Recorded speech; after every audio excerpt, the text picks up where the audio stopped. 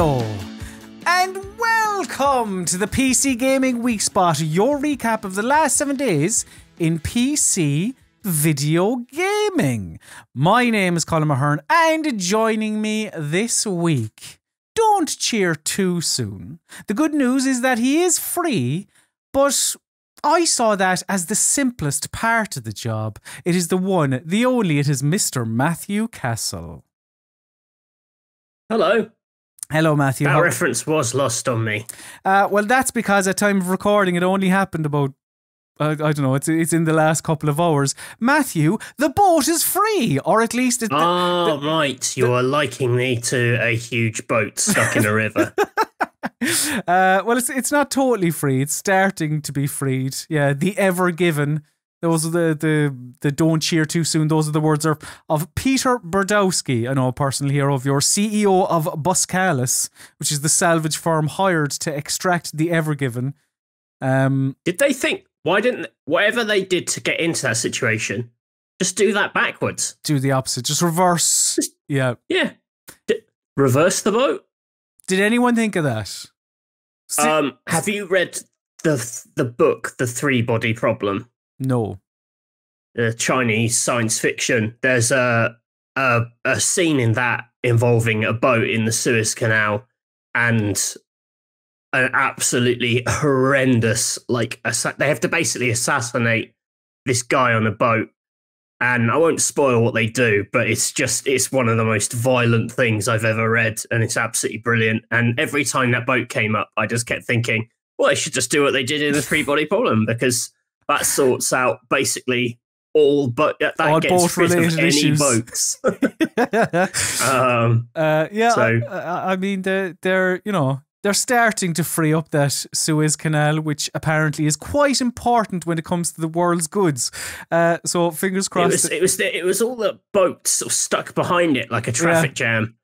Like just bad, but also kind of quite funny. A little funny as well, yeah. No, most definitely. Yeah. But whilst we may be waiting to get some food produce from around the world, Matthew, don't you worry. Because I do have something. The blockage impacted us. Well, it I don't know. Oh, colour me interested. But Matthew, I will ask you to grab that news crank of yours and open that gob, because I have some information snacks for you. Nom, nom, nom, nom, Info nom, snacks nom, nom, for his gob. Oh, Matthew, video games, they're kind of on a bit of a break, it seems. Because maybe all the news is also stuck in the Suez Canal. It could be.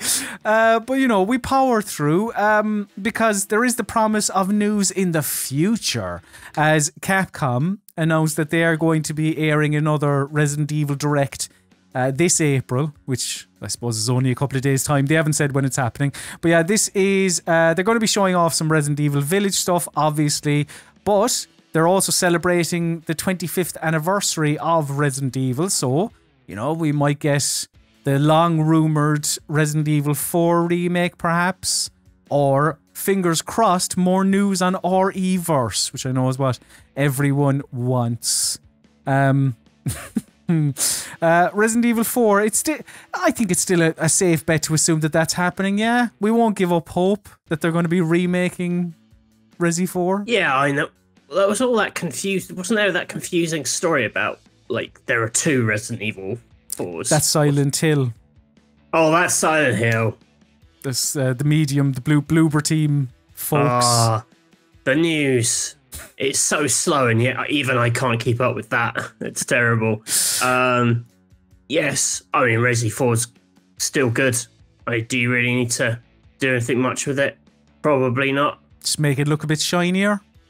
It's something kind of slightly audacious about a company that arguably hasn't made a better Resident Evil than Resident Evil 4 going like, oh, we need to like remake that or update that or improve that, because it's kind of like the people who made Resident Evil 6 can't really do that.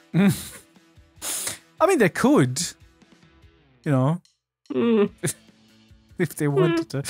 But, Matthew, I mean, they can. I'm just saying whether or not it will be, you know. I stay up to date with my video games news by chatting to all my pals, my hundreds and hundreds of pals via communications application, Discord. And this, it's tangentially related to to games. So, I don't know, some people may be interested. Discord is rumoured to be on sale for $10 billion, and Microsoft are looking into purchasing. Now, did you know, right? Well, I'm guessing you knew Skype many moons, about 10 years ago was bought by Microsoft. How much was Skype bought for? Do you think? I don't know, 2 billion? $8.5 billion. Skype is worth 4 Minecrafts. Wait, how much did they buy Bethesda for? 7.5. Skype is worth more than all the Bethesda games. So, I mean, I suppose it wouldn't have. Skype wasn't at 8.5 billion. It probably was top dog, like 10 years ago, but has since obviously. The only thing that the entire world agrees on in lockdown is how much they hate Skype. Everyone is using anything but Skype. Yeah. We don't use it for anything. Nope. No, we certainly don't. Such a ball ache. Well, talking about Microsoft's acquisitions and Bethesda, VentureBeat's Jeff Grubb recently said on some YouTube video that Bethesda are supposedly planning to unveil Starfield at this year's E3, and he added that it looks like they'll be launching later this year. So a very similar thing to what they did with Fallout 4 in 2015, when I think they devoted about a half an hour or something to their E3 that year to Fallout 4, and then were like, yeah, and it's also coming out in 3 or 4 months' time. Which I do love. I love that, like, you know, you don't have to wait 6 years to play this. Yeah. This guy's like Mr. Announce guy. What's it? It's unusual that one person becomes the conduit for all leaks. Well, you said. Well, I suppose there is Schreier at Bloomberg as well. But he's not really a leaker. He's an uncoverer. This guy's just a leaker. Fair, he just leaks. Yeah, there is a difference. He leaks everything, like to the point where if you're going to be formally leaking all the things, you may as well just be like a portal for release dates. You may as well just go, I am now actually like releasedates.com, and come to releasedates.com and I'll give you the release dates. Sorry, I'm sounding a little croaky there because I drank a big glass of milk just before recording this. That's that's okay. While you compose yourself and kind of draw up the plan for releasedates.com, I will tell you, Matthew, that there are some issues with that because video games also suffer delays. Loads of video games suffer delays. Well, we played a brilliant game of COVID. What was that game we played last week? Something like that. It was so memorable I can't even. COVID delay this year. I can't remember. It was obviously a winner of a segment. But firstly, Back 4 Blood, which is the spiritual successor to Left 4 Dead, that's been delayed to October 12th. Which I think we predicted that had potential to be delayed. Oh no, he likes the segment when he's right. But there is still going to be an open beta this summer, and Humankind, which was meant to be one of the 4 games coming out this April, that's been delayed to the 17th of August. The studio head, a man with a name I'm not going to insult him by trying to pronounce it. I'm looking at this name on the page, and I think you've got that wrong because it's got 2 D's in it. Well, it could be like a double, like the equivalent of a double barrel. I'm not sure. Is that how that works? Anyway, I call him Rom. You know, it's just that we're pals.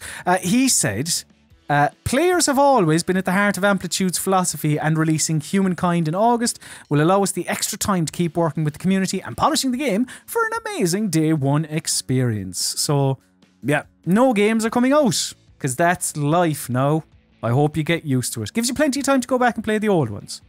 And finally, there is one company that is just determined to work on some new video games, and this may be their time to shine, because, you know, they have loads of money and they've said, we really want to crack this market. Amazon, they have set up a new studio with a load of ex-Rainbow Six Siege people, including the creative director. And they said they're going to be working on, quote, original AAA games. The first of which is going to be an online multiplayer game because they have Rainbow Six Siege people. So obviously, it's going to be that. At this point, the headline should just read, Amazon announced studio they plan to close down in 2 years. Like, that is what they do. We've been over this. You can't just hire the people who made a game and expect that game to happen again. It doesn't work like that. So those... You've got to build a studio culture, and then games grow out of that culture. Dumb. Well, I mean, tell Microsoft and they're like, they've got nothing to show for all their efforts so far. Nope. The Crucible, well, they literally have nothing to show because the Crucible they took off the market. They've actually gone backwards. They had a game and now they don't. It's quite. They've got quite that MMO, which is due out still. Yeah, but they don't have any. Like, yeah, that's.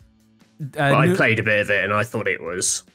New World is meant to be August, yeah. I think it's meant to be August. Yeah. But yeah, those are your information snacks for the week. So now it is on to now it's time to get on to the big news stories. Oh boy. Don't call it the big news. Boy, howdy, do I have some big stories for you in headlines and hot takes.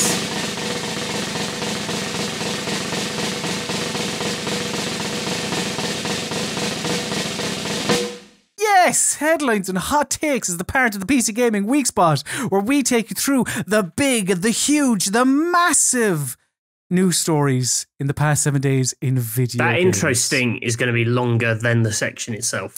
Matthew, nothing is happening. It's crazy. But what we're going to do this week is maybe highlight some of the smaller indie titles that maybe we wouldn't normally cover. In a segment like this, because there were, in the last 7 days, there were two, video game directs, showcases, whatever. Why, I don't know, but there was. Future did one, they did another Future game show that was, I think it was like 2.5, it was like 2 hours, 2.5 hours, it was very long. A lot of it was like old stuff. So we won't really talk about a lot of it. The Xbox one was a bit more eventful, but still kind of, showing some video games that we already know about. So let's discuss some video games from both the Future Game Show Spring Showcase, I think it was called, and the ID8 Xbox thing. Some new games that we saw. One of which was, I think this was shown off during Future's thing. This was Of Bird and Cage, which, and I have a quote here, I believe, from the team itself. Of Bird and Cage is a unique metal album presented through a short story-driven game. Play music in a brand new way, featuring famous artists like Ron Bumblefoot Thal, ex Guns N' Roses. Did you just make that name up? I was see, you're after jumping the gun a little bit because I was looking forward to asking you if you knew any of these famous artists. Okay. But let me continue. Well, read the others out. Read the others out and throw in a fake one. See if I can identify the fake one. Rob Vanderloo, Epica, Rude Hollis, and Rude Jolie from Within Temptation, and many others. Rude Hollis something to do with football, isn't it? Isn't it? Yes, it is. It is. So this one is. Also, he didn't have a band like the others. Oh shit! Think fast, Colin. So this one is coming out in 2021. I mean, I'm always up for a music themed video game in some shape or form, but my God, this looks like a bit of a laugh, but I don't think it's meant to be a bit of a laugh. Like, this looks like Balan Wonderworld, more on that later bit of a laugh. Like, you like metal music, right? It's not my favorite, but I like. You've got that vibe, I'd say. I feel like that's an insult. No, you got like a piercing. Oh, that boy, he does love a metal. A metal, yeah. Some metal I like. A lot of the bands mentioned, like I like Guns N' Roses. I wouldn't really call it their hard rock more than metal, but like Within Temptation, I remember them from when I was like a teenager. They were, not great. There's another band. I would say that the problem this game has is that it really does hinge on whether you can abide metal music.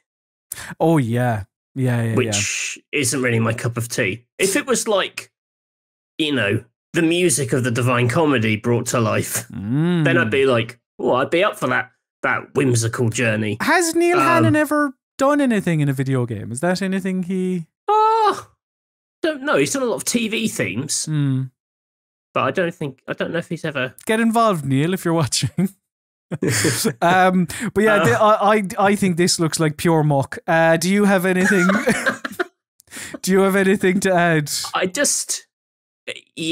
mean, maybe the kind of overwrought nature of it will appeal because that's kind of like there's like a melodrama inherent to some of that music. But I don't know. I don't think I could play it with a straight face myself. But maybe. And I'm not trying to be what you think I'm trying to be, but like there is something to like, your Quiet Mans, or your like this could be like a so bad it's good type of thing. No, yeah, but it's like that. The action is like choreographed to the lyrics, so the lyrics are like, "I'm driving down the road," and you're driving down a road in the game. Rock and roll. Better go to a safe point. Another video game that was shown off. This one does, to be fair, look a little bit better. It's called Don't Forget Me. This is another little blurb from the developer. A jazz punk adventure game with a twist. Don't Forget Me is a new breed of puzzle game. Dive into the memories of your patients. Use your own observations to unwrap their minds and uncover a dark conspiracy set to claim dominion over humanity. And this one is out on the 20th of April. From the visual, I think this was another one shown at the Future Game Show. From the visual art style of this, Matthew, anything like, is this a bit more appealing than whatever the other one was called, of Mice and Men? Mice and Men. Of Mice and Men and Metal. Yeah, this is more my bag. I'm interested. With all these sort of sci-fi stories, you really got to dive in and see how sort of nonsensical they are. It's kind of hard to call from a distance. I like the idea of like hopping into people's memories. It looks like it's not like you're not going in and like playing like inside their head. It's not like some mad Inception thing. It's just sort of weird hacking interface, right? It's I've seen a few articles on it. Well, like it's being positioned as a sort of a horror story, like where I believe you actually you search the whatever you want, trying to find memories inside the heads of these people. So I don't know. It's I'm up for some brain spelunking. So that's one. They should have called. That's what they should have called this. Brain spelunker. Much better than Don't Forget Me. Yeah. So yeah, that is brain spelunking, which does look a little bit better than the other thing that I'm after forgetting the name of. Then at the ID at Xbox showcase thing, these games, these looks like kind of maybe a bit more polished, a bit kind of nicer. The first game bringing to the table here is Death's Door. So again, another little blurb. Reaping souls of the dead and punching a clock might get monotonous, but it's honest work for a crow. The job gets lively when your assigned soul is stolen and you must track down a desperate thief to a realm untouched by death, where creatures grow far past their expiry and overflow with greed and power. So this is from the developer behind Titan Souls, Acid Nerve, and it is... Yeah, I mean, it's kind of like a Zelda crossed with Dark Souls. It looks a bit darker. Who was it? IGN spoke to 2 members of the team. I have it here. Oh, it was the programmer Mark Foster and the producer David Fenn. And I have a quote here. They said, "We're still quite a small team, but this is definitely the biggest and most ambitious game we've done. We've gone all out with quite an expansive and varied world, which we think has its own distinctive vibe and atmosphere throughout. It's full of little hidden touches and big secrets." Matthew, I know you don't like Dark Souls, but you do like Zelda. So how do you feel about this sort of like darker, grim looking Link character? It's not. Is it actually Dark Soulsy in like kind of you dying you're back to the beginning, or is it just the vibe? I don't know if you go back to the beginning, but you do. I couldn't really work out if this was like a sort of roguelike sort of Hades type thing, or more of a linear thing. So you are a sort of a Grim Reaper type, and you collect souls of fallen enemies. Right. I believe. Yeah, I thought from the little trailer this looked all right. I like the bit with the giant castle shooting out lasers, but that might just be some sort of name bias. Yeah, some fun like enemy design. Yeah. Yeah. Is that enough thoughts? Oh man, I wish there'd been some more news this week. As do I. Well, actually, do you know one game that I am looking forward to playing, because I do like the studio. I know people tune in for like expert analysis, but when you've got like a minute and a half and most of it's a crow on a bus, and you're like, yeah, I mean, buses are handy. They get me from place to place. I'm not a big fan of crows, but I'm not wild about crows. Did you like the film? Top down. Did you like the film? What film? The Crow. Oh, not really. It's not really for. I don't think it's really aimed at me. Is that the one where the bloke died? Yes. Yeah. It's a bit sinister, isn't it? It's yeah. Okay, let's make things a little bit happier. With Nobody Saves the World. This is the new game from Drinkbox Studios, who are the people behind the fucking great Guacamelee, and not quite as great Guacamelee 2, but still good. And Severed as well, which is all right. I do like Drinkbox, but I have a little blurb here from them.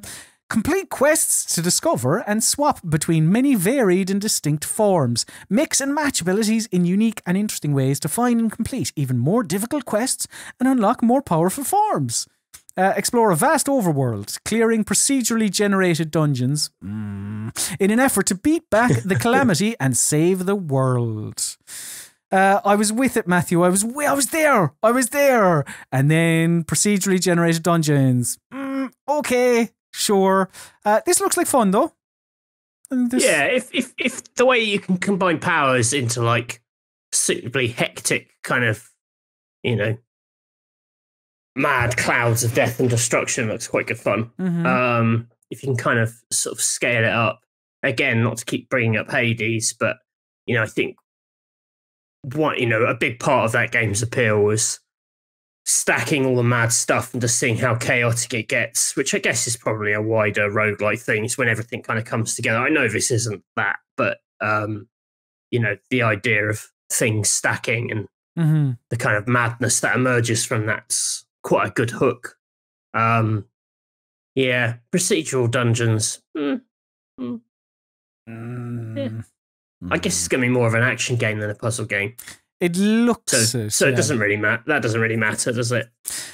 But yeah, I don't know. Nobody Saves the World. That is later 2021 is when they've said that's coming out. And one final game we have here, because genuinely, I don't know what was the cumulative time of the Xbox thing and the Future Game Show, but like a lot of it was were old games. Like I'm pretty, yeah, they were. But yeah, I've one here that may interest you, depending on, you like Nintendo stuff. And this kind of looks like, I don't know, Animal Crossing or Harvest Moon or one of those not terribly exciting games. This is called Moonglow Bay. Here's your little blurb. In Moonglow Bay, you play as a rookie angler, working together with friends, family, and neighbours to hone your fishing skills, nourish relationships, and restore a remote town's fractured community. Now, I wouldn't have included this if that was the bulk of it, because that sounds just awful, right? But there is something kind of, there's something at play here. I read, was an interview with, no, it was a press release here. I have a quote from a press release. Moonglow Bay was once, the jewel of the Canadian coastline until rumours of dangerous fantastical creatures ruined the fishing trade. So it's that sort of like, ooh, maybe everything isn't quite as it seems. That kind of hooks me in here. It reminds me a little bit of, did you ever play Ridiculous Fishing? Yeah. Vlambeer. Way back when. Yeah.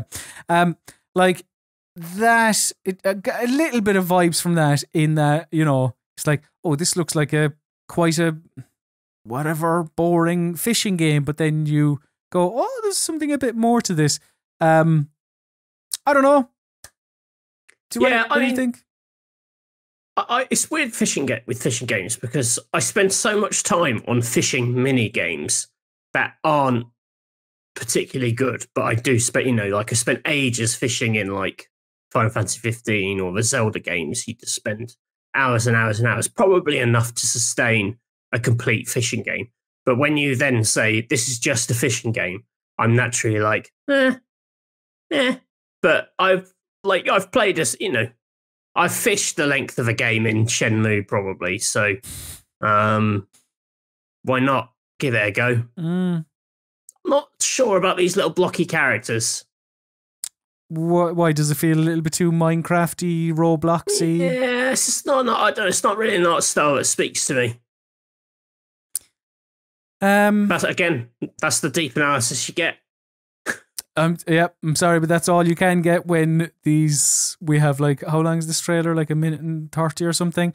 So yeah, no, hopefully, fingers crossed, things will happen over the last 7 days. Watch now, between the time we've recorded the Weekspot and the Weekspot goes live, I don't know, something. But I bet something amazing will happen this afternoon. Bethesda will be sold again to somebody else. However, thankfully, even if there isn't much happening in the wider video games world, we do always have that glorious, beautiful right angle, because it's time for Tech Corner. And what a Tech Corner. Because Matthew, when we leave the house, and I hope you're all doing this at home as well, we're all wearing our masks because we have to, out of, well, keeping your germs to yourself and common courtesy and all that. Well, have I got a mask for you? Razer are making a gamer mask. Look at the state of this. This was, I believe, I think it was it concepted by them for a laugh? But they're bringing it out now, and it's very Bane-like. Yeah. Kind of gas mask. Is Bane cool? Is Bane secretly cool? I don't know. Was Bane... Do teenagers want to be like Bane? I don't know. In 2021? I'm not sure. But Matthew, that brings me to my next question, of course. Did you ever want to be like Bane? That's the question, is it? Not in build. I find his body quite repulsive. Mm-hmm. It's so massive, isn't it? It must be a nightmare finding clothes. Yeah. Even walking through doorways would be a hassle. It's why he has to wear that big coat that looks like it smells quite bad. Yeah, personal hygiene probably not great with Bane. Bane with his big smelly coat. I mean, what are his other qualities? He's big. His coat smells. He hates Batman. I don't particularly hate Batman. He's difficult to understand because of the mask as well. Yeah. Bane has one of the worst plans ever, which is, I've got this bomb and it's going to go off in a year. That is such a long time. That is such a long time to hang a bomb over everyone. That film has got a huge problem with tension. Because you're like, I've broken Batman's back. No one can stop me. And this bomb's going to go off in a year. And you're like, wonder how much a man can heal in a year. Turns out, totally. It's rubbish. It's rubbish. God, yeah. I remember and everyone no one questions it in the arena. Everyone's like, well, I'd been like, a year? That seems like a long time. Feels like we can do quite a lot to stop this in a year. Why a year? What's the logic there? Stupid. So those are, surprise, your big news stories of the past 7 days, but thankfully we have played a few in the last week. That was the worst headlines and hot takes of all time. Believe you me, I tried my hardest. I apologise for people who tune in for this expecting some actual headlines and hot takes. My hot take, I had one hot take, which was I don't like people who are made of cubes in the fishing game. I mean, it's barely a take, let alone hot. Everything in the last week was console related and PlayStation 4. There was nothing. So fingers crossed more third parties will do things for us to talk about in the next week. But yeah, let's chat about all of the games that we have been playing. Show and tell. We can't afford a proper jingle. It's meant to be jingle. Yes, show and tell is the part of the PC Gaming Weekspot where we discuss the video games that we have been playing over the past 7 days. And what a video game, Matthew. I have been, along with Deputy Editor at Rock Paper Shotgun, Alice Bell, I have been cooperative and helpful in It Takes Two, the new game from Hazelight Studios, those lot who made, what's it called? A Way Out. So I spoke about this about a month ago when I played the preview build. I played about whatever it was, the first 2 hours, but yeah, I have played the whole thing now. So I may repeat myself on certain things, but for those that are unaware, this is exclusively a co-op game where you play as a married couple called Cody and May. They're about to get divorced, and when Cody and May tell their daughter, listen, we've tried our hardest, but we're going to pack this in, your daughter has a little cry over a magic book, and then Cody and May are turned into dolls. It's a game. No, the story itself is quite muddled. You begin this sort of Honey, I Shrunk the Kids style adventure where you're making your way through a fantastical version of your house with the main aim being to become big again. Like, that's it. Then about a third of the way through, or maybe just over a third, the talking book, and I'll get onto him in a second, but this talking book introduces a new thing that you have to chase after. It's just a bit confused, and it's like the studio had two pretty strong ideas, and both sides of the studio were kind of at an impasse, and they said, well, we're including ours. Well, okay, well, we're including our idea too. Just confusion, and that pops up throughout the story as well when it comes to certain bosses, for example. Like, some of the bosses will revolve around parts of Cody and May's personalities, or their. So, well, maybe sometimes they can be their positives or their weaknesses or their failings or whatever. And then some bosses are just a big toy octopus, and you're like, yeah, okay, that's fine. But it does seem, again, like you were trying to go for one thing, and then you were just like, I don't know, we can't come up with the. I don't know why I'm mute. Just the octopus is one that comes to mind. And just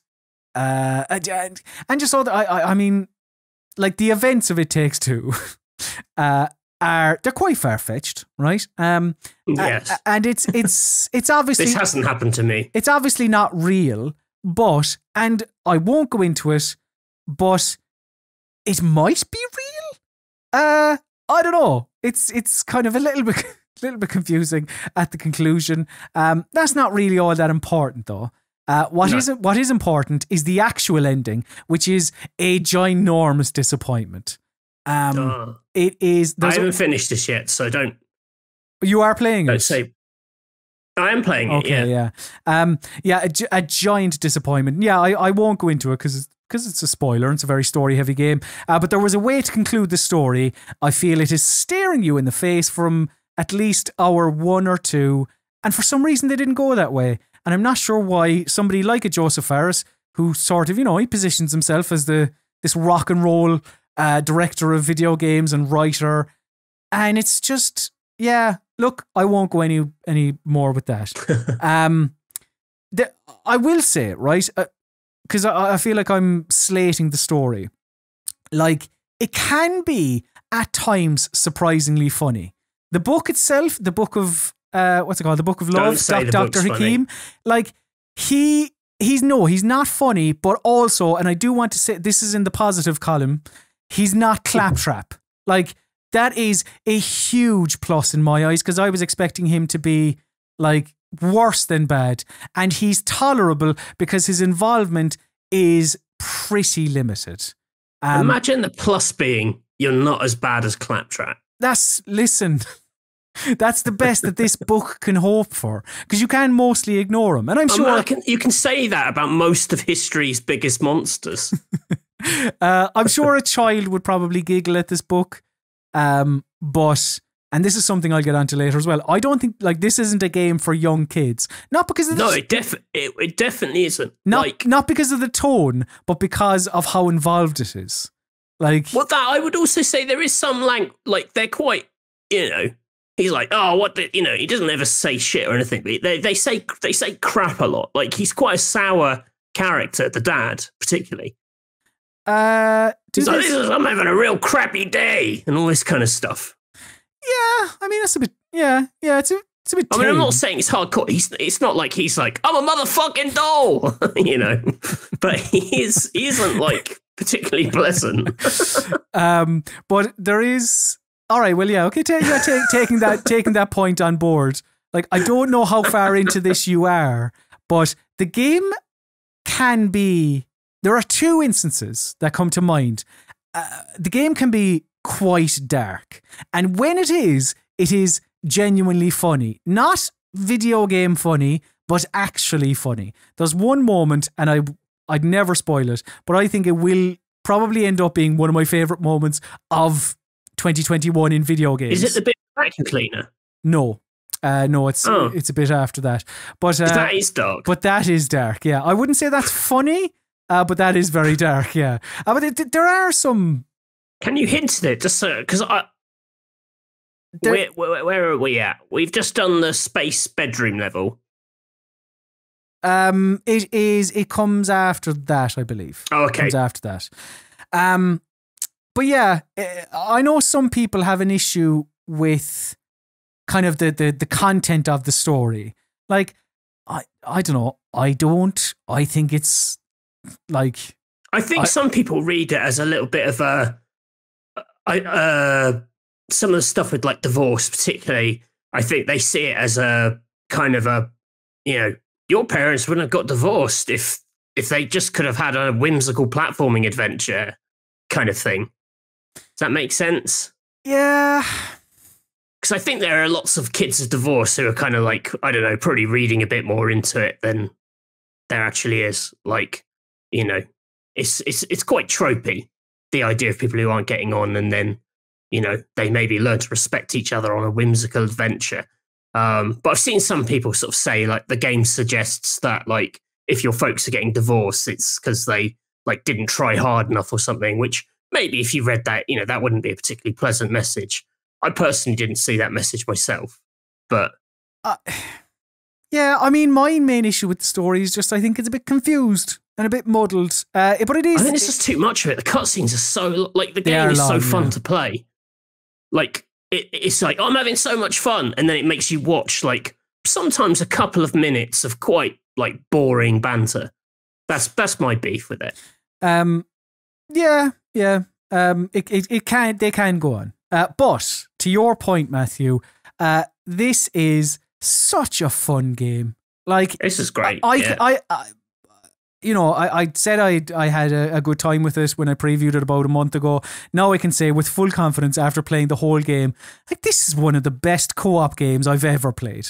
It is just terrific in its creativity. Like those watching can see clearly, but for those just listening, like the screen is split into two.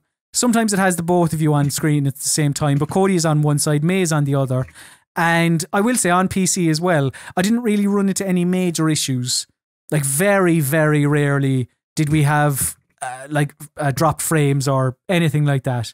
But the reason that this is one of the best co-op games in my eyes is because that you are pivotal to your partner's progression and they are pivotal to your progression. And whenever you begin a new section, you're both given like a new tools, weapons, abilities, but without the other's tool, weapon, or ability, you're basically worthless.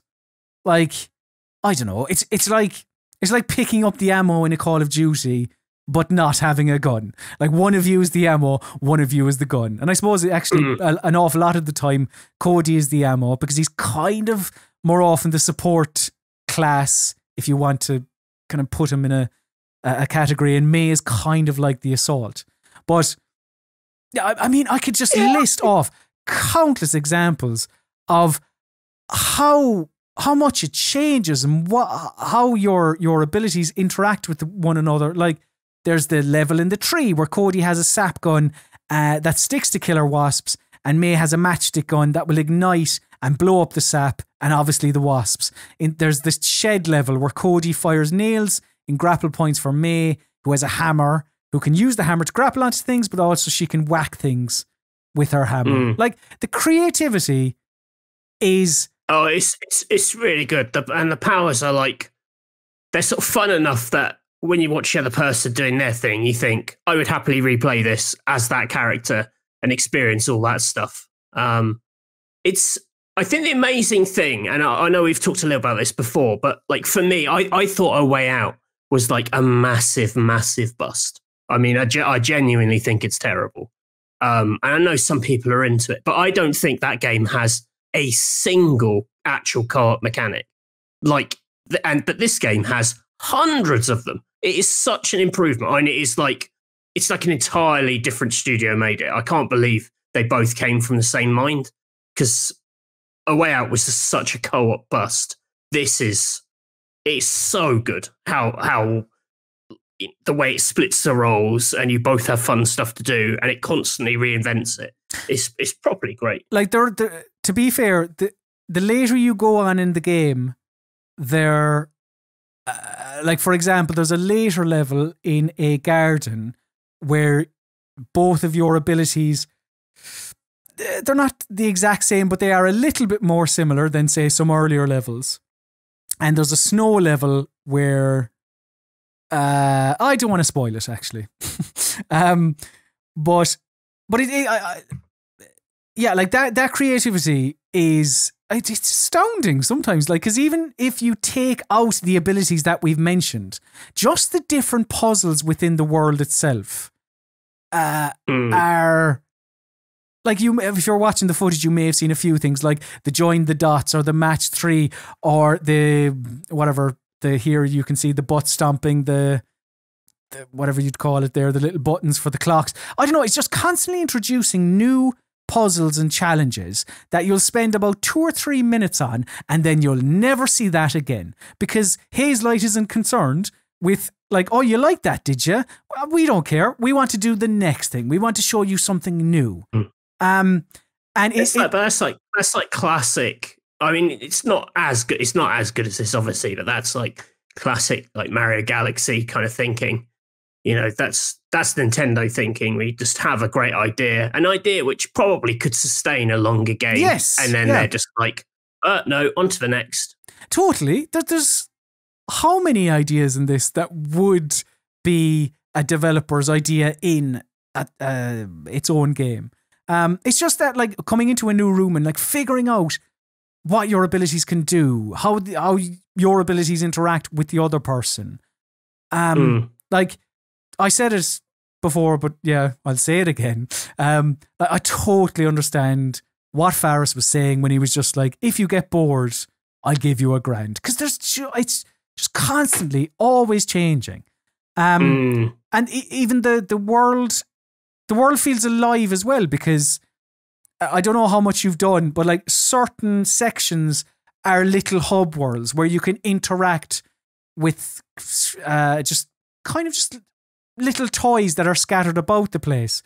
Some of them are very simple. Some of them are like, there is a toy castle that you come across, and you'll just like push some dominoes and they'll fall over and knock a castle guard over a ledge. But then some will be, there'll be like a paint set where you can actually paint a little picture and print off a thing on a canvas. Like it's again, even that, it's just astounding how much they it's encouraging play. Like, here are just things for you to explore and just mess around with and just have fun. And even the same is true with the mini games as well, which there are loads. There are loads of mini games. The mini games are a bit of a divisive point in our household, mainly because Catherine is way better at them than I am, and like, you're encouraged to play together and cooperate, and then every once in a while there's a little game that basically will guarantee to make one person really angry. But they're neatly done. You know, they're pretty, they're pretty good considering that they're just little throwaway distractions. Yeah, no, they are. And they're like they are theme or world specific as well, which is nice. Like, it's a shame that the story is that it's just lacking a little bit, and as I say, but it's like, I'd say that it's kind of like, you don't play a Mario game for its story. Like, what they should have just done is understood that, like, they could have had the setup and then gone, you know what? Fuck it, let's just have a crazy. I don't know how long it is. Like, we've only played for like about 10 to 12 ish. Okay, yeah, we've played like 4 or 5 hours of it or something. You know, I wish they'd kind of had the guts to just go, you know what? This is strong enough by itself. Like, we don't need to justify it. We don't need to have these supporting characters to over-explain stuff. Just get on with it. I mean, like, you could skip the cutscenes and the game would make just as much sense, I think. Or, you'd know what you were meant to be doing. Well, it would, because of expositional dialogue, and like you would be fine, I'd imagine. But yeah, I mean, it's just so good. I'm amazed by how good this is. Yeah, it is. It's really good. Like, I'm probably not. I don't know if I'm as high, purely because I think the story is quite lacking. They included the story. I don't know if I'm as high as, because other people are like losing their minds over it. I think it's great. I think it's really good. I just don't know if it's like that good. But it's not. No, it's not like it's definitely not like Nintendo tier for me. But considering that not many people try 3D platforming, and most 3D platformers are terrible. Generally the bar is set so high. This is good. Like, as upsetting as it is for me to admit, like, yeah, they are. On a basic mechanical level, like, the platforming in this is like rock solid. It feels nice. Visually, it's really fun to look at. Incredibly bright colors. Like, the visual design isn't too obnoxious. It shows you loads. It moves really fast as well. Like, it just, it feels, however long we've been playing it, already feels massive. Like, if it ended, in an hour, but I'd feel like I'd I'd gone on a suitably decent adventure, but there's like another half to come based on your estimate. Good bosses as well. I quite like the boss. Like the boss designs are fun, and there's an absolutely horrendous death for a vacuum cleaner, which really, really didn't make me laugh, but it could kind of I've found it kind of comically disturbing. Yeah, this is really good. This is just what they should just make more games like this. Well, like depending on the commercial success of this, like critically, this is a rip-roaring success. Yeah. So like, if this sells gangbusters, It Takes Three with a child, or I don't know, who knows? I don't know. We will we'll see. But yeah, it is good. How much is it actually? Is it? I think I don't. And it's like 35 quid. Okay. I think. But yeah, and Origin and all that, or whatever, like, whatever year. It's it feels pretty polished. It's pretty shiny. Oh yeah, yeah. No, it's that's Like I mean, yeah, it's genuinely like when you play this, just how often it is just changing and just it's really good, really good. Matthew. As well as It Takes Two, you have been playing another video game which I believe isn't co-op. It is just you, the singular boy.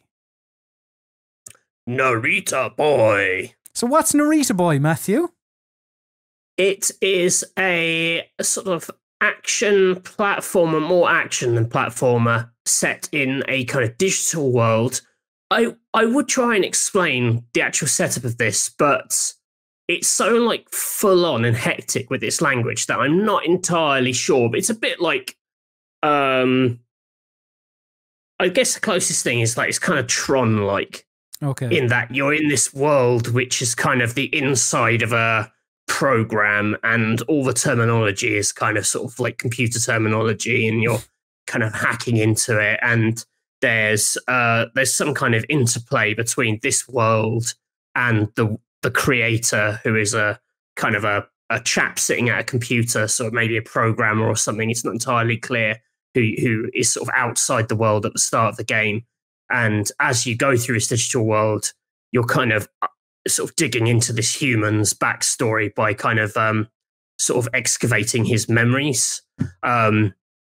Generally, though, it's like I always know what I'm meant to be doing in this game. Like I always know what I'm heading towards, but I could never particularly tell you like what any of it means. Okay. Like a lot of because it's really full on. And I don't mean that as a criticism. It's just this game is like it's just a lot, you know. It really goes for its kind of mad style. A lot of it I'm taking as style over substance. Maybe someone who is smarter than me will see that there is substance in the writing too.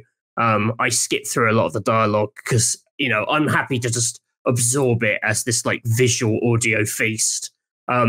This style, I've been trying to pin down exactly what it's going for. You know, it's got all this like sort of CRT like visual kind of artifacts and scan lines and all that kind of stuff. The actual style, like, it's not 8 or 16-bit. You know, it's not obviously mimicking a particular platform, I don't think. Like the movement of it's quite strange. I can't quite put my finger on exactly what it's aping because it's so beautifully. You know, there's a lot of like very sort of finessed animation in it.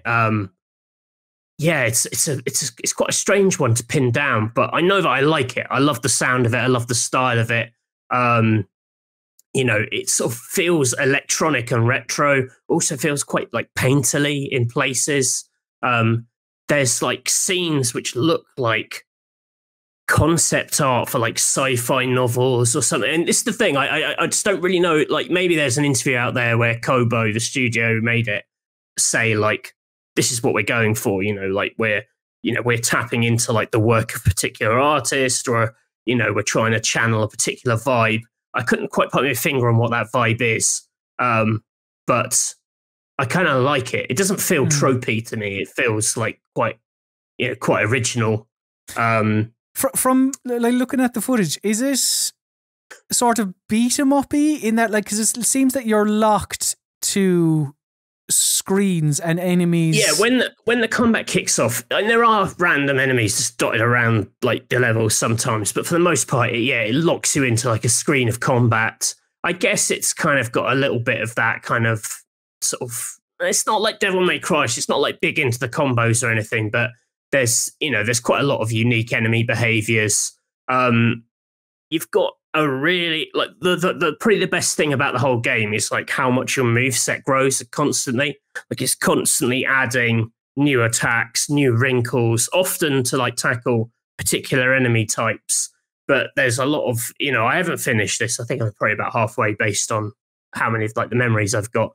But it really does feel like every like 10 or 15 minutes, something new's being thrown in, like some weird, like there's a bit where you turn into a horse and then there's like a mad mini game with that. And then you evolve into this like robotic fighter. It's constantly changing and chucking new stuff in. You're always going into a new area or you're picking up a new power.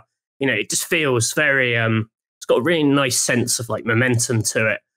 It's not like that there is like a bit of backtracking. I wouldn't say it's like particularly like a Metroidvania. I'd say it's quite a linear action game, but set in a world where there is a little bit of like, in specific levels, there's maybe a little bit of exploration. Probably my least favorite thing about it is that like occasionally, because it uses all these like mad terminology and, some of the writing is quite kind of strange, you can sometimes lose the thread of exactly what you're meant to be doing, or, because everything's got like a crazy name, nothing is just like, go to this place and use the key. And talk to Brian. Yeah. It'd be like, go to the stable of the Eternals and use the techno, lance or something. And you're like, okay. And you just have to remember what everything is. But, the areas aren't big enough that you can kind of get massively lost. There's a few puzzles which maybe could be a little clearer, but generally, like, I've kind of was making pretty good progress in this. This is the robot horse I was talking about. So you get like a little bit where you're kind of smashing through enemies. Excellent. On like a thing. Beautifully animated. This fantastic like soundtrack. I mean, as much it doesn't make a huge amount of sense to me. Like, it's often like impressive. Even though it's kind of confusing, you're like, oh wow, this looks great. The bosses are brilliantly animated. The sound of it, like the iconography, there's these like epic rooms you go in with huge statues, and they look really impressive. But and you may only be in there for like 20 seconds. It feels like everything's had a lot of work put into it to like impress you. So it really feels like something, if that makes sense. Kind of at all times. The combat's quite fun. It's quite wallopy. There's it's introduced like different kind of concentrate and kind of charge up your weapons with sort of different colors so that you can attack enemies with the same color a bit better. So that's like an interesting wrinkle. Also, it's like the kind of opposite Ikaruga, like charge up red. Yeah, the enemies have like a yellow flame. You can get like a yellow flame sword, and that'll basically like instantly kill them. So it's quite.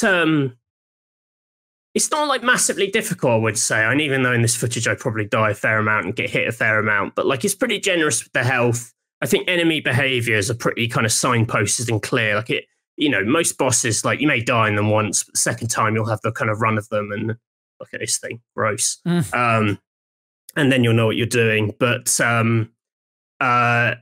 it's kind of like, I'd say it's probably like more interested in you feeling quite kind of badass and looking quite cool. It's so stylish. I don't think it wants to get bogged down in you just getting endlessly frustrated. Okay. So, I think you can kind of casually kind of smash through this. I wouldn't say it's like super easy or anything, but it's definitely not like, it's not out to get you particularly. It's very, very fair in how it works. Interestingly, it's published by Team 17, who also published Blasphemous, which I really liked. And it kind of reminds me of that a little bit as well, in terms of like, it's quite kind of old-fashioned sort of action hack and slash, but with like some beautiful enemy animation, some really wild boss designs. I kind of got a similar vibe, less of the kind of Metroid influence that Blasphemous has. But yeah, good. In fact, the point I'm at now, some of the powers I have and the way that you string together like uppercuts and dashes and things has like a little bit of Guacamelee to it as well, in terms of like the actual navigating areas, like where you're sort of pinging through and you're just trying to, not completely. I mean, it's very much its own thing, but yeah, it's just great. It's just a really like cool, you know, constantly showing you something cool, constantly giving you something cool to do. You know, new enemies constantly being introduced. Just a game with just an awful lot going for it. And, you know, it maybe is a bit hectic and full on. I can understand someone playing like 10 minutes of it and going like, oh man, I don't really know what to make of this. But I think once you get like over the initial like half hour and you start like building up the kind of attacks a bit more, the game just kind of like powers along really nicely. Yeah, I'm really, really enjoying this. Very good. Do you think, has it done enough to make you want to actually finish it? Oh yeah, for sure. Yeah. I would have finished it if I just started playing it a bit later. But like all this, looking at now, this mad stuff, it's full of like stuff that just looks awesome, but I don't really know what any of that means. And also what you don't get here is the soundtrack is amazing. It sounds absolutely brilliant. Sort of all very sort of synthy, very like sort of Tron meets Dark Souls-y kind of grim. I don't know. It's kind of a real mishmash of stuff. I am interested in the creator's story. It has these little moments where you go into the creator's head and you kind of explore like black and white memories of his childhood. And I imagine this world will be the result of that kind of trauma or whatever. And but it's nicely done. Nothing outstays its welcome. Also, it's on Game Pass as of tomorrow, Wednesday. So I believe that's when this comes out. And you can fight this dude with a TV for a head and his big fat belly. It's decent. Yeah, it's good. That's cool. That's pretty good. It's a cool thing.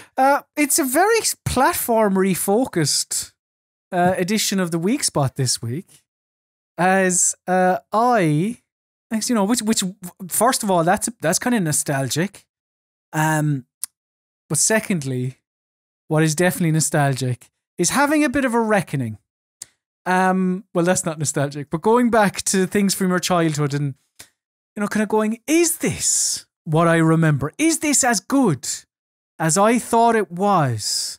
When in reality and through adulthood, I've kind of realized in my head, no, of course it wasn't. Because what is really?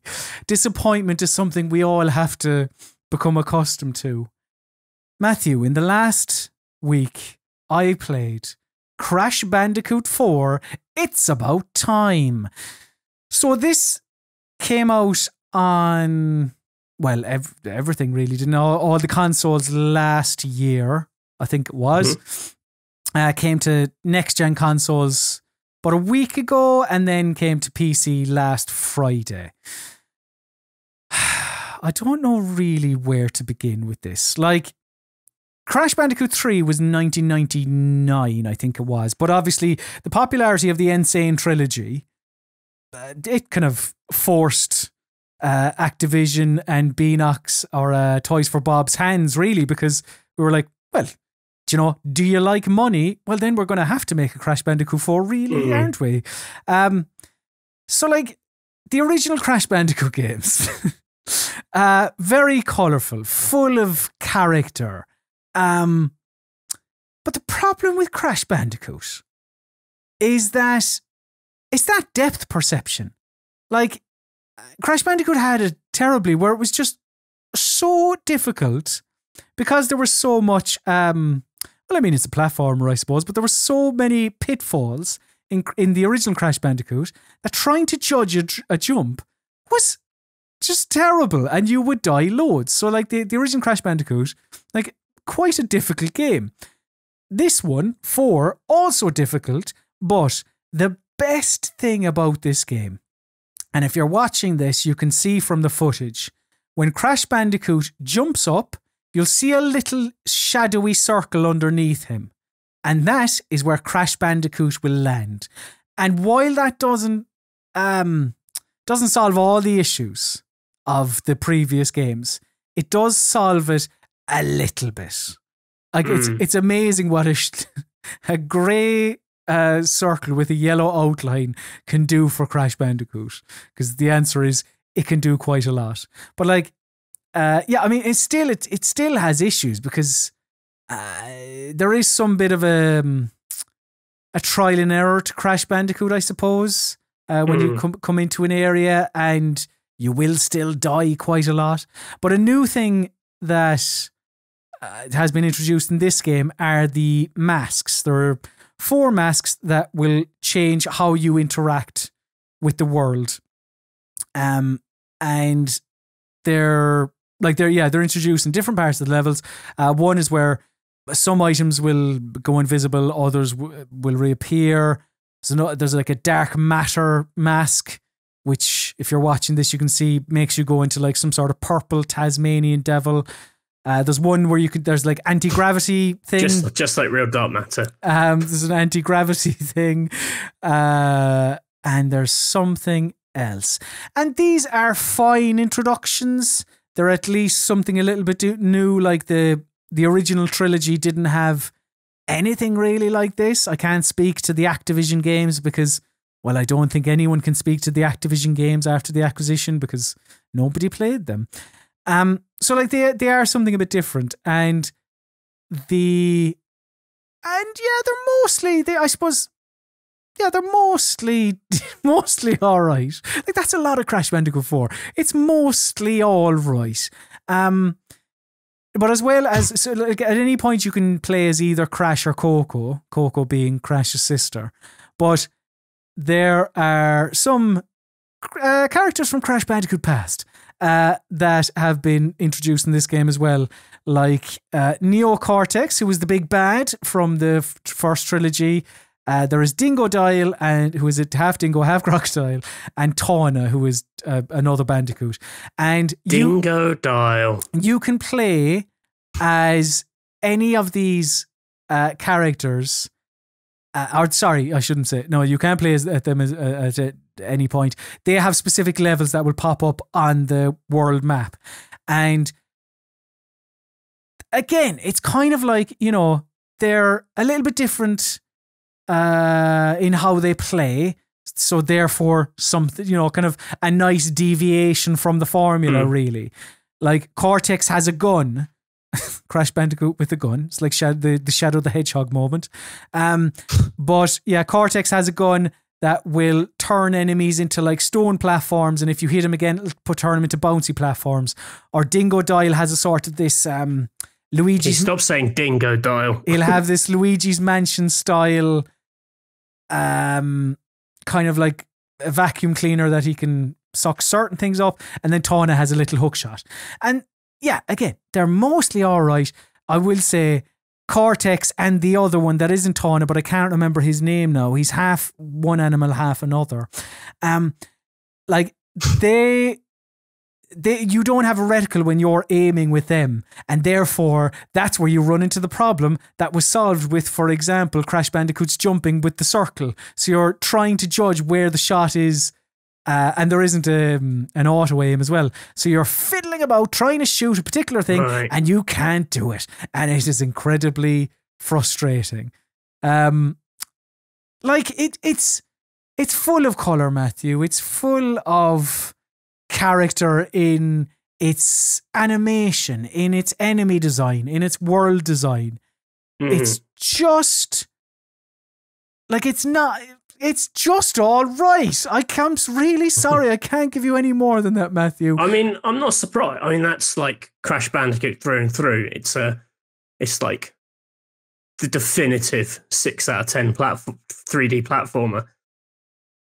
You know, I've been spoiled on Nintendo games, obviously, but I was never a Crash fan. I was. I mean, out of necessity, because I had a PlayStation. Do you know? That's it. And love by necessity. I mean, I suppose that's your Super Mario Sunshine, isn't it? Like you're kind of loved by necessity. Like whereas I had Super Mario Sunshine, while flawed, is better than any Crash Bandicoot. Ooh, that's a bold it's got statement. Mario in it. Just because it's got Mario. That's all you need. Okay, right. Okay. Crash Bandicoot. Oh, this stupid.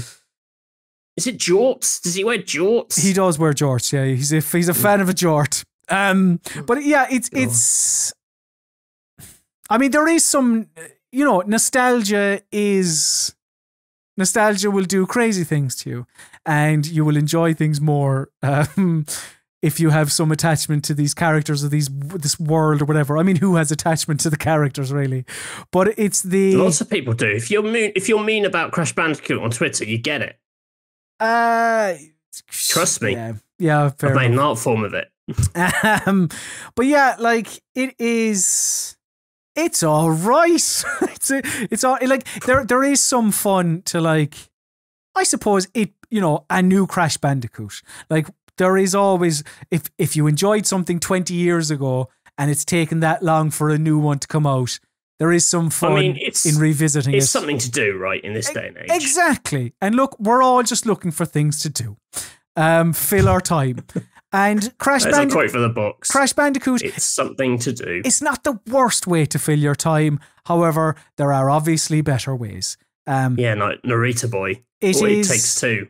It is an all right video game. However, one video game that to be honest, we should have led off the show with this, because I am champing at the bit to hear about this game, because I have a feeling like this isn't all right, nor is this excellent. Like, this is the opposite end of the spectrum. I've played the demo and I've gone, wow, this could be an all-timer. We're talking Quiet Man levels here.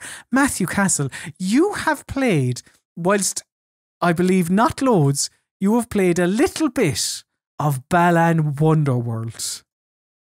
Yes, and I'm here to break the news to you that while I don't think it is good, I do not think it is the worst thing ever. Oh, that's a shit. That's what this game had going for it, is if it could be like the game equivalent of The Room. Like this, you need to seek this out. I think what it is a Yuji Naka game, and how you'll deal with it depends on whether you buy into his particular kind of like spiel, or his particular shtick. Sorry, which I don't. He obviously created Sonic back in the day, so he's got that against him. But after Sonic, he made some quite super surreal platformers. I mean, specifically Nights into Dreams is the biggie, which is a very, very hectic game. I mean, some people absolutely adore it. I can't stand it. I just find that I like the art style of the thing. I think is really, really unpleasant, and the weird platform mechanics. This is a bit more traditional than Knights. It's not a weird jester flying game. Feels like an idea from like 20 years ago, in that you're a character who goes into bright, colourful 3D platforming worlds, and you basically put on costumes to get new abilities, which is like about as Mega Drive an idea as they come. It's super. Who was the guy who used to put the little head? Mega Man? Are you thinking of Mega Man? No, Mega Drive. He used to put on the masks, and he'd become the character. It's not Alex Kidd. Anyway, I'll think of the name and then put it in the comments.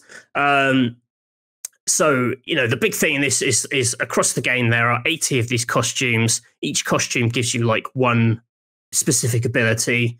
And then the levels are basically about like mining, their trophies. They've each got like 8 trophies or something, which is a bit like the different stars in a Mario 64 level. And you have to basically use the right combination of costumes to unlock these things. I mean, part of my problem with it is I don't really like I don't think it feels particularly nice. Like, it's not like Mario tier. The character is quite basic. He isn't just nice to use his basic moves. The actual new abilities you get are pretty crude. They're not, none of it's like broken as such, but it's like, what actually reminded me of was like Mario Odyssey, where Mario takes over the different enemies with his hat, and then you get to play those enemies, and each enemy is like a toy, it's like a plaything for you to kind of get your head around that move set and work out kind of, what you need to achieve with it. But it's also just fun bit, Nintendo's sense of movement is really beautifully kind of handled. Where here, everything just feels a bit kind of flat. They serve their purpose purely to fulfill their task in the level design, rather than, yes, I've got this guy, I can't wait to clamber around the walls as a spider, or use this fish guy to swim through, special water spouts or whatever. It feels very Do you know, like when I played the demo, alive. When I played the demo, I thought it was incredibly sluggish. I wouldn't say like I could do it. I've read some reviews which basically say it's unplayable, and it simply isn't. Like it moves fine, it does what it needs to do. Like it's not the fastest moving platform in the world, but it's by no means the worst either. Like I think a lot of its problems are more like a matter of like personal taste. Like, it's colourful, but it's kind of garish rather than kind of like dreamlike. Which I would say is true of a lot of Naka's stuff. And it's just not a thing I'm into. I don't the character designer he's kind of teamed back up with, who I'm pretty sure was like the character designer on Knights as well. Like I just don't like their style of characters. Like the bosses are super ugly to me, and it's but that I do know people who are into that, and for them I think it'll be fine. It's got an absolutely banging soundtrack. Genuinely. Yeah, in the way that all these games do. Like say, they're like big, brassy, kind of fun soundtrack. I mean, I'm a sucker for that kind of stuff. It's quite lively. You kind of, bop your foot to it. Like mechanically, like the big kind of problem with it, I guess, is that you're limited to how many costumes you can have. You can basically, you pick up these costumes and you can rotate through them to get the different abilities as you need them. You can have 3 at a time, and most of the puzzling is basically getting the right combination. So like, you have the guy who gets you up high using the water pipe, and then once you're up there, you might need the double jump wolf or whatever to get across a particular gap. And so it's about knowing to have the right combination. You have to collect basically when you're on the checkpoints, you can go into this dressing room and basically set your roster of costumes based on ones you've previously had. Slightly annoying element to that is that, as far as I can tell, the costumes in the dressing room are like the ones that you've collected and basically hoarded in previous levels. But if you get hit, you lose the costume you're wearing. So you could potentially then have to go back into that earlier level to like mine it for costumes.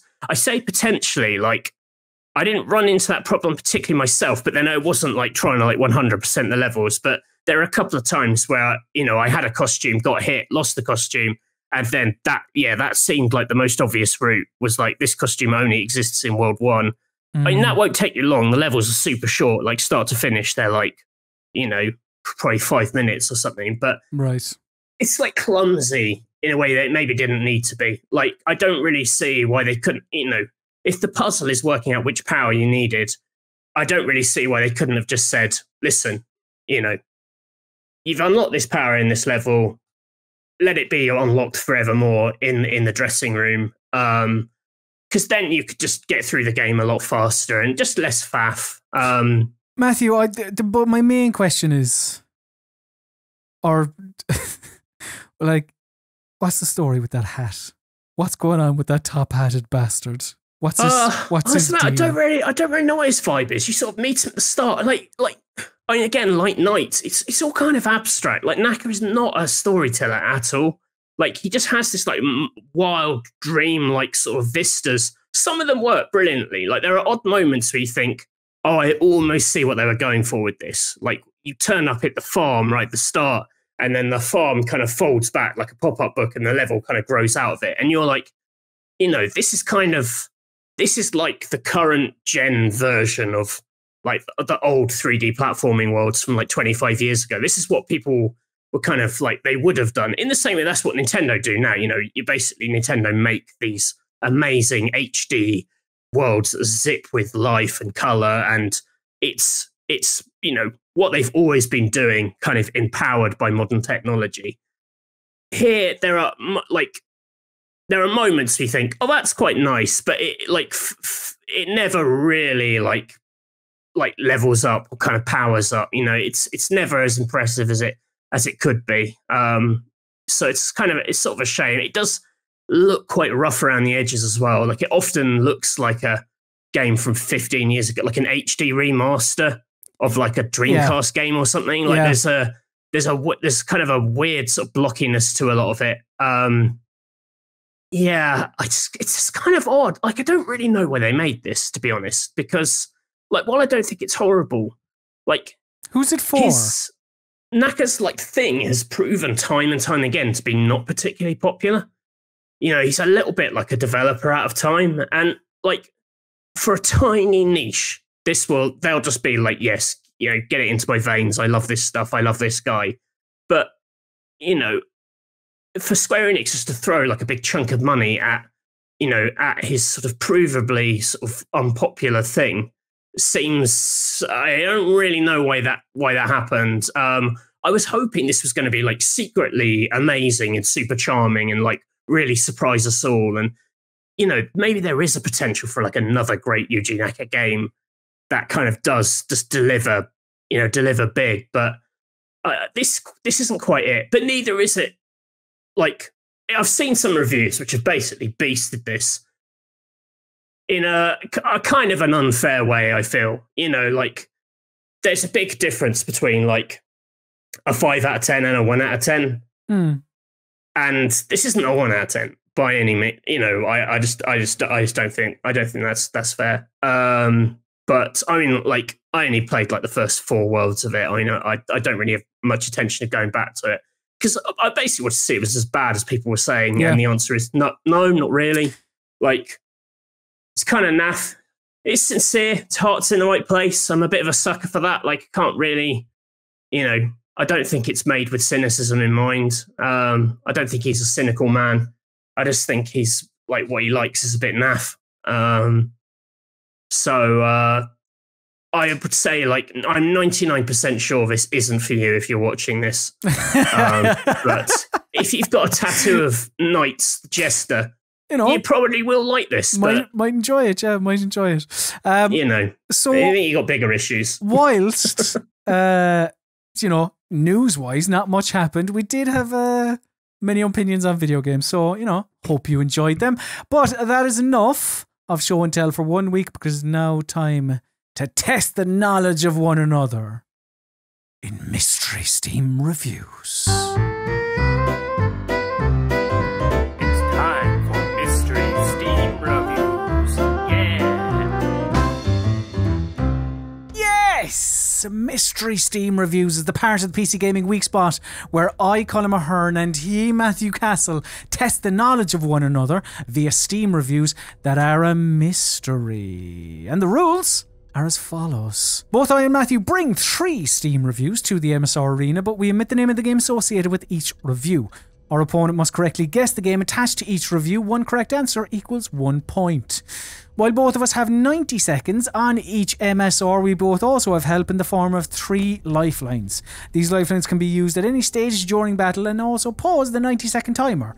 Each lifeline can only be used once. And they are as follows. Question, where the hot seat haver gets to ask a yes or no question.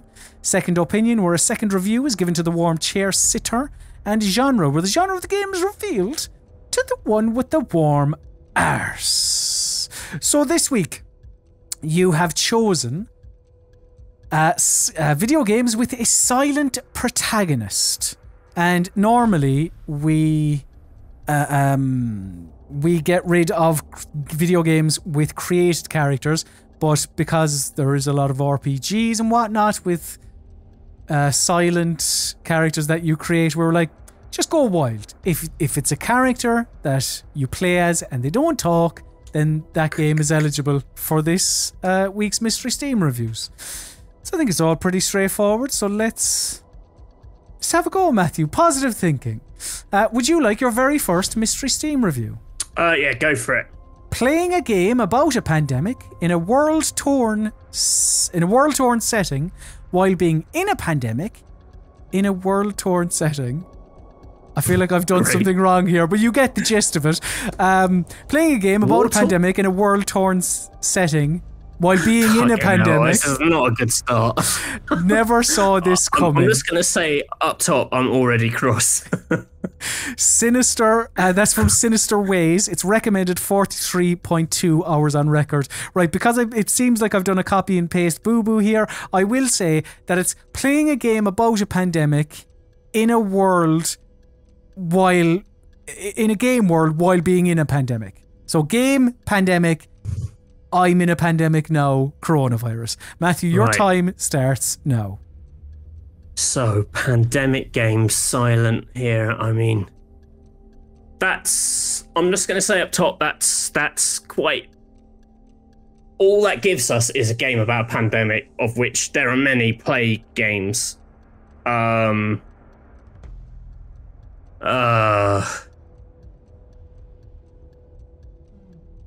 think give me the genre on this one. I feel like I need something to kind of like hone this in, because that's too vague. Okay, we're gonna pause the timer at 56 seconds as Matthew uses his genre lifeline. So the genre of this, I believe, yes, according to Wikipedia.org, the genre of this is an action-adventure game. Now, I'm feeling generous, so I will say... what's an extra word I could add? An action-adventure game with stealth. I'll give you 2 additional words. So I'm going to restart the timer now. With stealth. God, I've got The Last of Us, which isn't even a PC game. And they talk loads. It's a stealth game, but there's a plague on. It's got a bit of stealth in it. But pandemic. Stealth. A stealth action adventure game. A stealth action adventure game, but it's set in a pandemic. Most stealth characters talk. Snake talks. Sam Fisher talks. Pause the clock. Oh, yeah.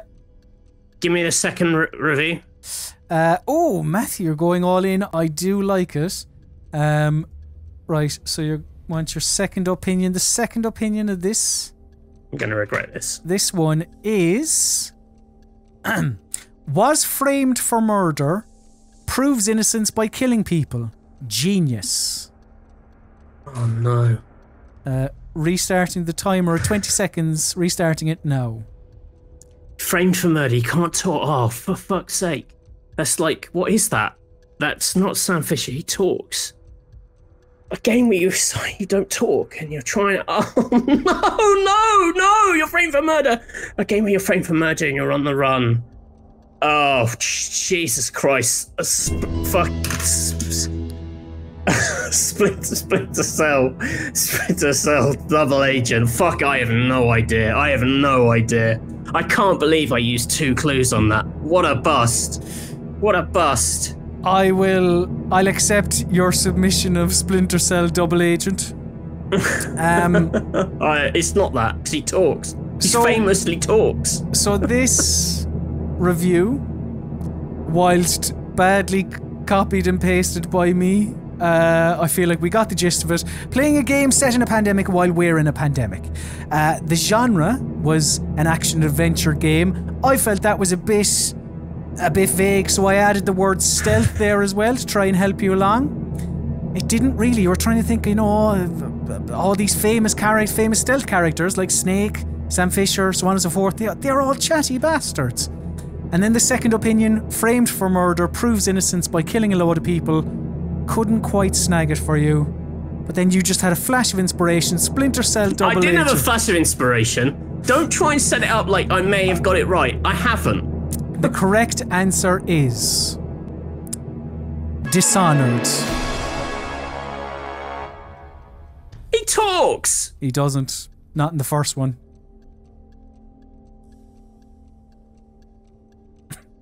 He doesn't. He talks in the second one. You can go. Do you want to go? Listen, Do you want to go? listen. I've been told by the listeners that they don't like the salt. So I'm not. But okay, can we let's have an adult discussion about this. What is your issue? Because I know you're a fan of Dishonored. I picked Dishonored I thought because he talked. He genuinely he speaks in the second Dishonored. If you don't, if you're playing as him, he doesn't talk. But if you're he says, "I love sneaking." He does. That's his catchphrase in the second one. Yeah. He says it in the first. I love sneaking. Matthew, could I have my first Mystery Steam review, please? You can bark at people for no reason. You can dig up bones. You can catch a burb in your mouth and in prance. You can bite people in the crotch and they are like, "Hey, what? Why order?"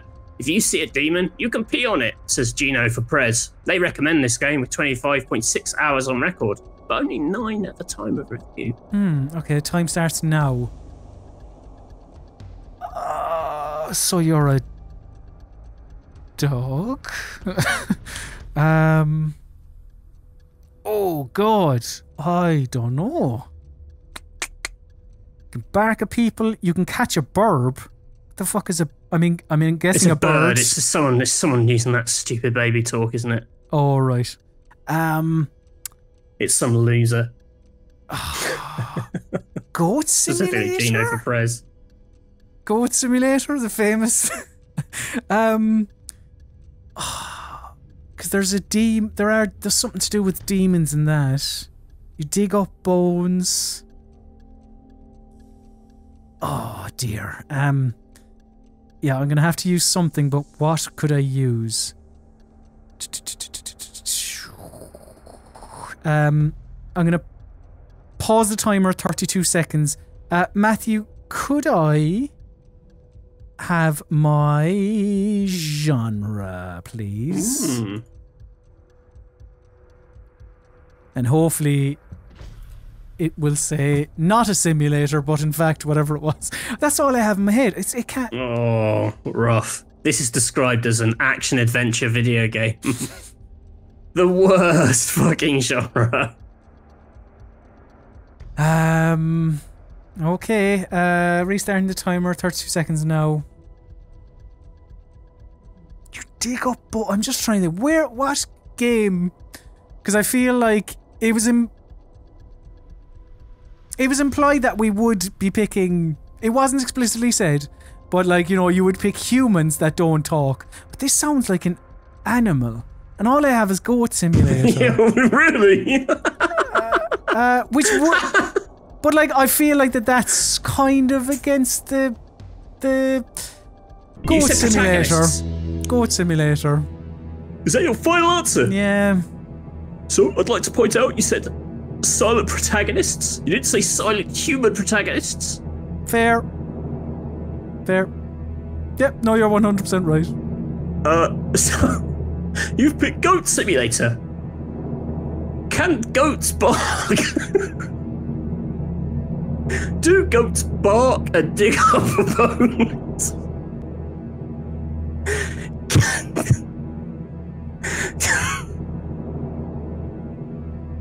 I mean, this he describes a dog-like character.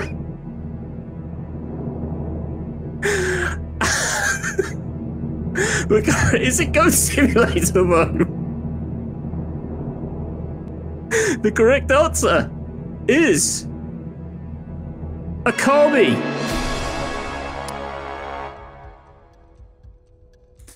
I mean, also not a dog, but A wolf. yeah. Oh, come on. What? I'm not. What? Listen. I really went out my way to pick a review which I thought really described the game, because last week people said my reviews were too abstract. This clearly describes a dog protagonist. No, it does. It does. You pee on demons, which is something that you do in Akami. Demons. You fight demons. It totally does. I couldn't think of any dog games. So like, A goat simulator. I mean, listen, it happens to the best of us. I picked a famously talking hero. Matthew, would you like your second Mystery Steam review? Not really, but go ahead. IT guy gets called into the office where his ex-girlfriend works, goes postal and uses his work tools to kill all her co-workers and burn down her office. 10 out of 10. Fun for all the family. And that's from Kunzman. It is recommended 12.5 hours on record. Matthew, your time starts now. Okay. Is this one of your infamous bullshit reviews where someone's done like a cute description of what it actually is? So it's not this scenario, and I get hung up on the literal reading. Bit like the Apple Store. Like, it's not actually set in a shop. So you're not actually an IT person. Who goes into an office where his ex-girlfriend works. He's silent. Game where you go into your office. For some reason, Deus Ex popped into my head, but you speak in that. Do you speak in the original Deus Ex? You must do. You've got dialogue choices. Maybe you don't mouth, you actually say them, though. I feel like maybe we've swapped the way we're doing Mystery Steam reviews, you and I, this week. You've picked like reviews that are actually metaphors, so not actually descriptions. Not which is metaphors, really but handy. like, you know, the way you said, like, video games, that if you've played the game. Okay, so you go in, but you end up burning down your office. An IT guy goes in, he's like, oh god, it's burned down, I've burnt this down. It's not this, but I'm going to say Deus Ex, it's not this, but... Like, your co-workers could be like the other agents you work with. Yeah, I don't know, fuck it, it's just... So you are right in thinking that this isn't a literal review. Great. And you've ended up on Deus Ex thinking that perhaps the co-workers are this and the office is that and the IT crowd or IT guy. I can tell you, Matthew, that the correct answer is Dead Space.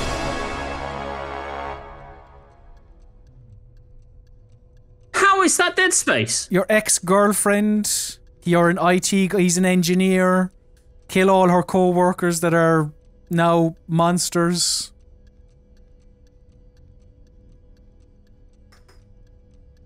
That's rotten. That is rotten. No, you don't see.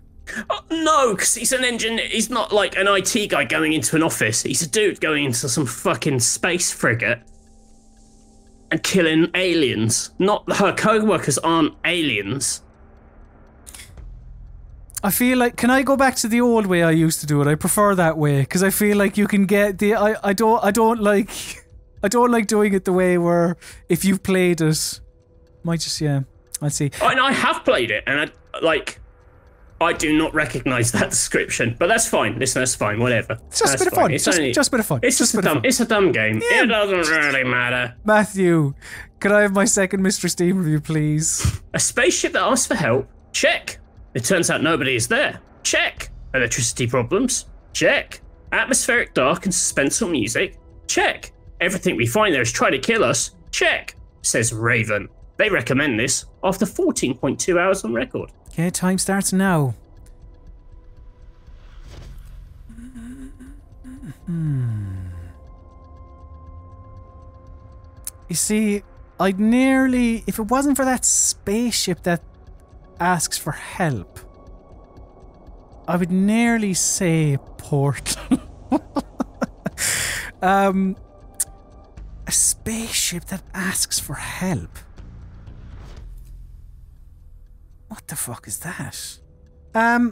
Look, while we're here, I'll pause the timer at 56 seconds. Matthew, could I have my second opinion, please? The title of this game is misleading. The correct title of the game should be Stomping Simulator. Okay, restarting the timer now. A spaceship that acts as dead space.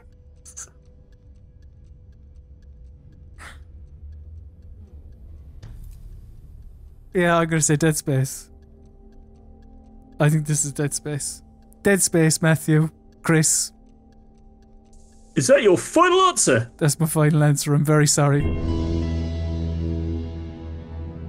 You, oh, fuck it. It's Dead Space.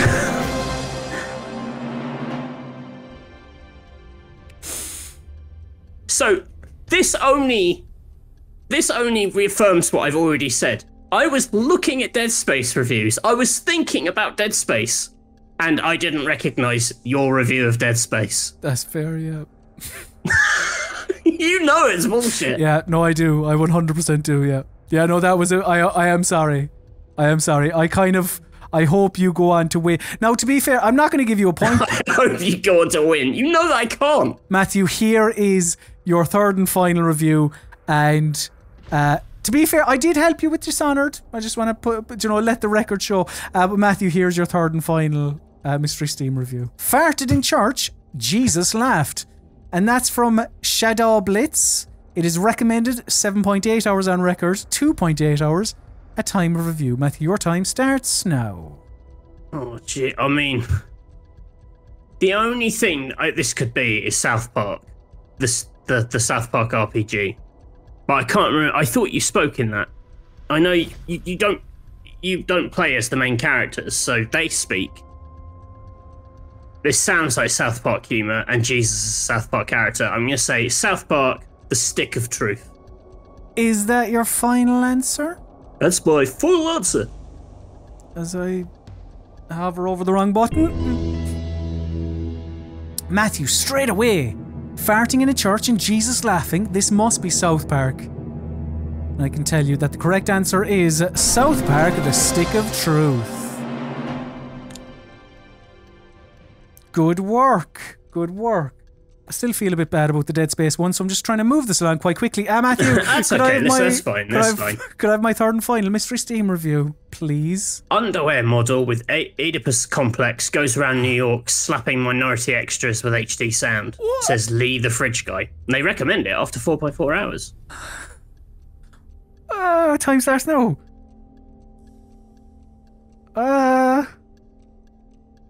Is it New York or Mars?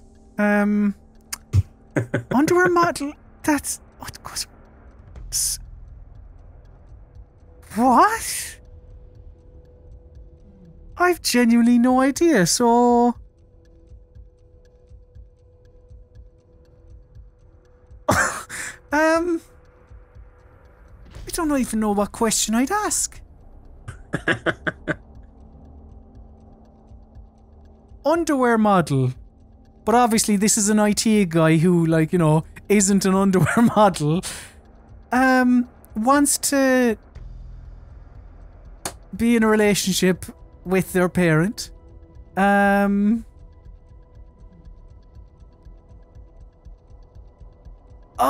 God, New York. Hang on, can I get this? Oh, Jesus. Do you know what? Look, while I'm here, I'm going to pause the timer 22 seconds and let's use my question lifeline. And I'm going to ask, is this a... is this an RPG? No. Good. Timer restarts. No, of course it's not. What RPGs are set in fucking New York? God, I'm struggling. Who wants to have sex with their parent? Oh, God. No. Who wants to have sex with their parents? Live on ITV. Oh, God. Dishonored, whatever. Say your final answer. Yeah. Who wants to have sex with their parents?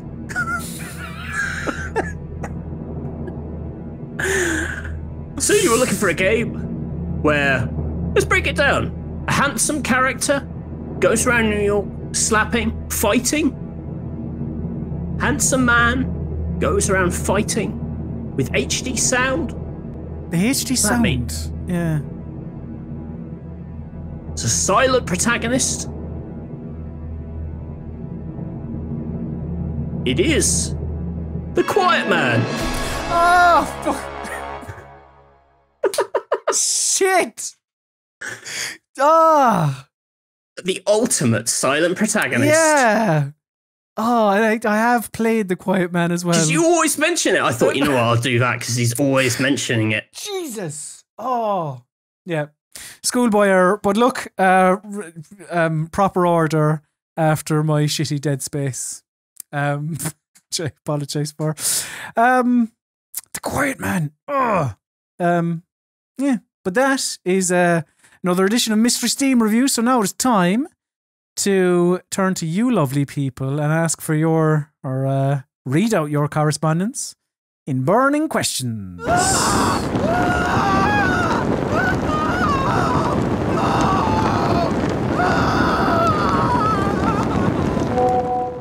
Burning Questions is the part of the PC Gaming Weekspot where we indeed read out your correspondence. Your burning questions, in fact.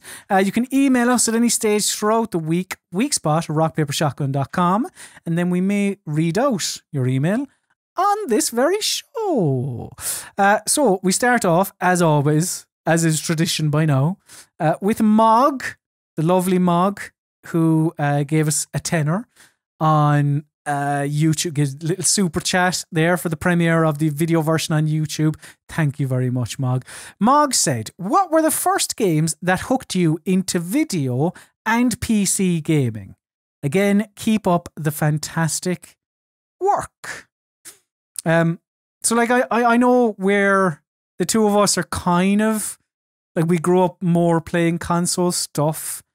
So like PC stuff for me growing up probably boiled down to like Championship Manager was probably the first game I played, which was Football Manager before Football Manager. Yeah, that was the first PC game I played where I was like, oh, this is like this wouldn't work on a console. This has to be played on a PC and it's incredible. And it just kind of opened up kind of a whole world of different types of games for me. Whereas like on console, so video gaming, is everything all right there, Matthew? Yeah, my cat's trying to get in because it can open doors. But yeah, video gaming wise, it would be Metal Gear Solid, I would say, probably. Just in terms of like, I hadn't played anything like it before. It was like, oh, this is, you know, film and games coming together. This is incredible. You know, I was only about 10 to be fair. But yeah, that's probably... Matthew, have you any answers? Yeah, I kind of... playing sort of like the NES at friends' houses, getting into Nintendo that way.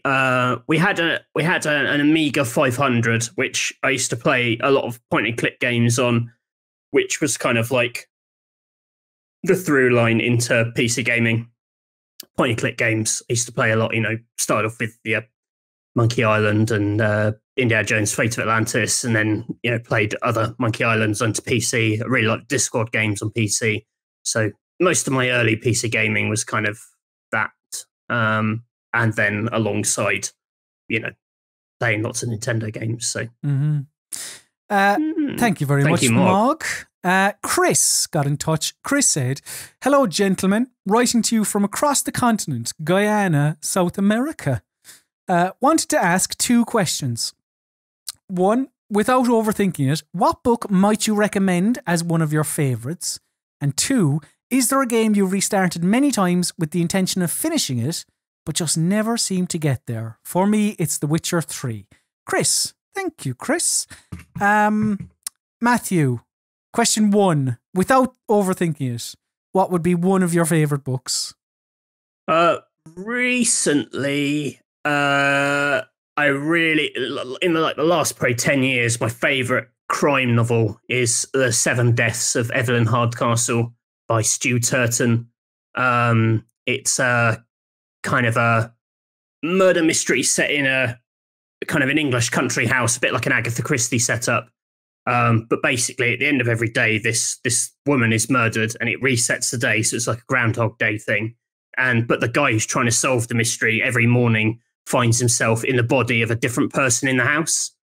So he's trying to solve the mystery from different perspectives over the days. But he has like, it's quite video gamey because he has powers. He has the powers of those characters.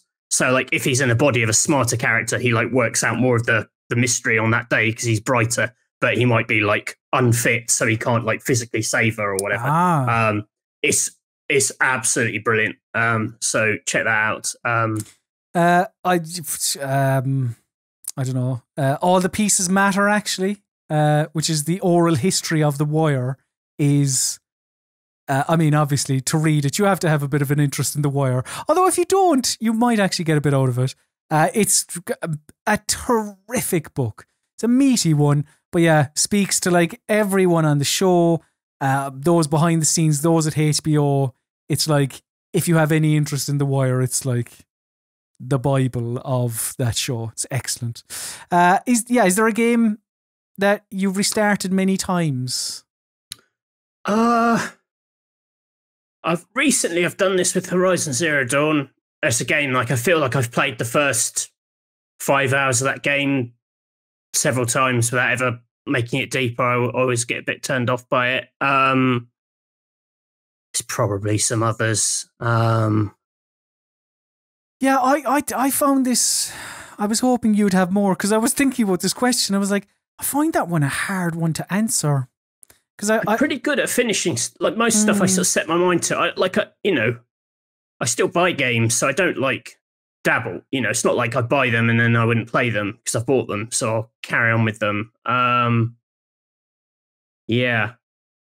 The only reason I'd stop playing is if I really didn't like it, and then I just wouldn't go back to it. Yeah. I mean, the most recent game I did that with was Genesis Noir, because I was like, this doesn't seem very good. Yadid got in touch. Are you guys picking up the Mass Effect Remastered collection this year? What are your thoughts on the new sequel that was teased a while back? I probably will, because it's not optimized terribly well for PC. I don't think there's controller support, as far as I remember. And pretty more in or something, but and yeah, I'm kind of up for more. Mass Effect is terrific, so I'm up for kind of giving the remastered collection a go, and for more than that, the sequel. Can't wait for the sequel. That's actually Mass Effect 1 was a game that I restarted several times before I finally made it all the way through. I kept stalling on it for hitting like a weird boss difficulty spike or something, and then going like, screw this. There's that boss you sort of fight with the sort of zombie sort of, is it like the Asari kind of, there's like a sort of plant or something? In the first Mass Effect. Yeah. I think I've said this on.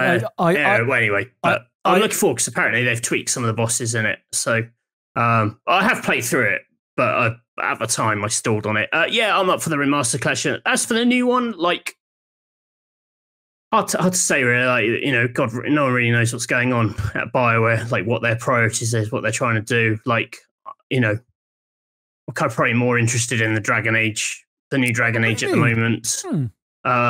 Just because the last one was good. I liked Inquisition, so that's a series I've got a bit more current affection for. I guess we don't know if they're like continuing on Andromeda in any meaningful way, or if it's just going to be something completely fresh. So, fingers crossed though. They're both great series. There's no reason they can't be great both again. Good. Make Mass Effect great again. Jonathan, and finally, Jonathan got in touch. Jonathan said, "Afternoon, gents. These days, it feels as though there are countless games to suit any and all tastes. But are there any genres that you think are being underserved? Personally, I would love to see a few more early access survival games. I kid. But keep up the lovely work, guys. Jonathan." Thanks, Jonathan. Is there an underserved genre in 2021 when Steam is full of so much shit?